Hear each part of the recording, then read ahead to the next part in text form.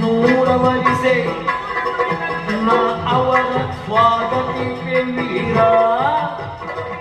ನಾ ಅವರ ಸ್ವಾಗತಿ ವೀರ ಸವತಿ ಸರಿಯಲಿಲ್ಲ ಎನಗೆ ಸವತಿ ಸರಿಯಲಿಲ್ಲ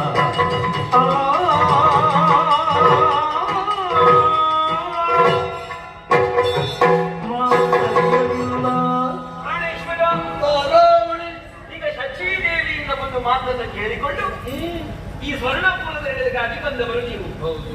ನಿಮ್ಮ ಹೆಂಡತಿಯಲ್ಲಿ ಮಾತನ್ನು ಕೇಳಿ ನನ್ನ ಒಪ್ಪಿಗೆಯನ್ನು ಸೂಚಿಸಿ ಆ ಬಳಿಕ ಶಚಿಯನ್ನು ನಿಮ್ಮ ವಾಮಭಾಗದಲ್ಲಿ ಅಲಂಕರಿಸಬೇಕು ಎನ್ನುವುದು ನಿಮ್ಮ ಆಸೆ ಅಲ್ಲ, ಅದು ಅವರ